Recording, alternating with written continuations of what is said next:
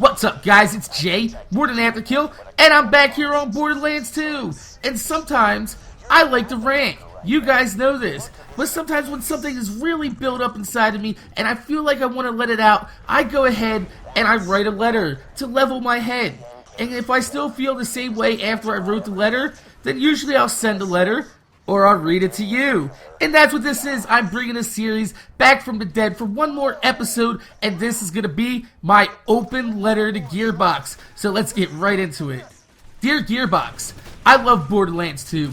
I really do. I love the support you've given the game. You've done more for your game in 2 months than most developers do in a year. Sometimes, more is actually less though. And allow me to explain this. You hit upon a successful formula, and the more you tinker with this formula, the less likely it is that it will still appeal to the mass audience that you have reached with the original formula. You remember what happened 20 years ago when Coca-Cola changed their formula and called it New Coke? Exactly. New Coke is now a laughing stock of pop culture. It is a shit stain on the otherwise clean pair of underwear that Coca-Cola still has to wear. But like most stains, they may fade, but they won't ever go away. This game has a great formula. The first playthrough is for casual players getting familiar with the game and an understanding of skill trees, analyzing the various effects and combinations that this game has to offer.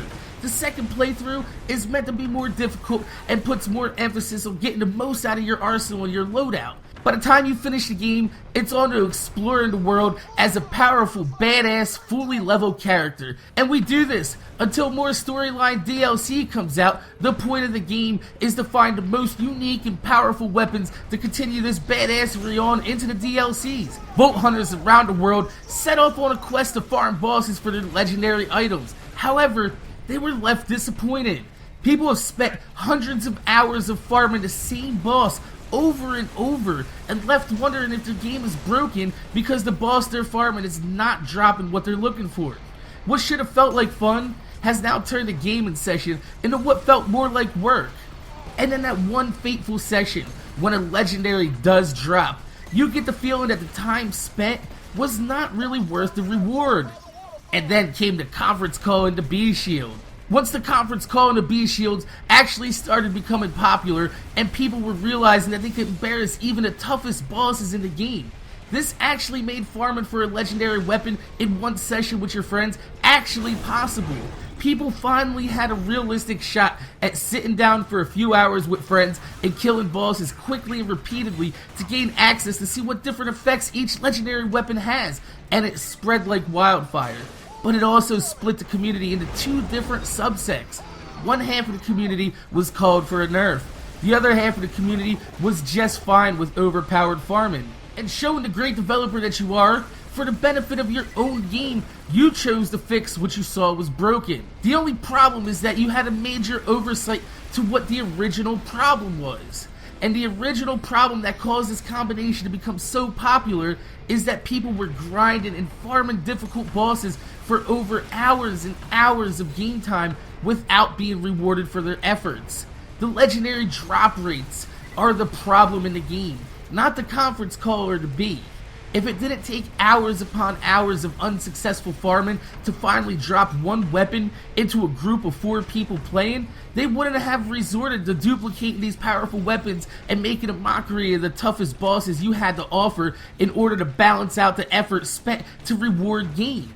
I understand you want to prolong the longevity of your game by having people play for weeks on end, searching out the best of the best gear. The only problem is now by doing so, you're only turning people off from the game. It could be something as simple as adding an internal multiplier for each time you kill a boss. It ups your chance of getting a legendary, and once it finally drops, the multiplier resets back to 0.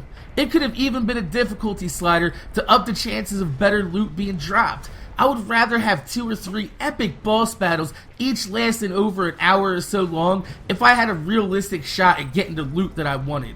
This is the same thing with Hyperius and Master G. Even after figuring out ways to kill them, players were now treated to insanely difficult boss battles to grind for weapons that aren't even worth it. This even goes for earlier in the game. It was possible to keep your character leveled up by searching for Michael Mamero in Sanctuary.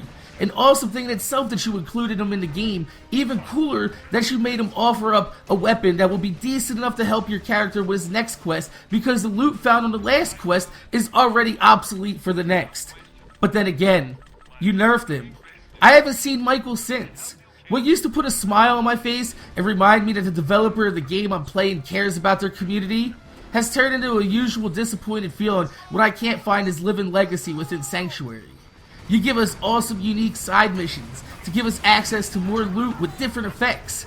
Again, you kill our ability to keep this awesome loot by not providing enough storage space to store this awesome unique weapons. Something that you originally promised in the months before Borderlands 2 was released. A bazillion guns with more space than Borderlands 1 to keep your collection safe or trade with friends. So you make the bosses tougher. You take away the ability for quick farming. You take away Michael, who you can always count on with gear just good enough to help you out in your next quest. And you try to balance this out by giving away golden box keys like candy and a huge loot chest fest at the end of your last DLC. You've done all this, but you still kept the legendary drop percentages the same. So I'm going to ask you one question, Gearbox. What the fuck do you have against loot? I want to thank you guys for watching. This was my opinions on Gearbox nerfing the bee in the conference call, and a little open letter to respectfully give my opinion out there to Gearbox. And Gearbox, if you're watching this, I want to say thank you for a great game. Make sure you guys rate, comment, subscribe. My name's Jay, MorninAfterKill, and I'm going to see you guys later.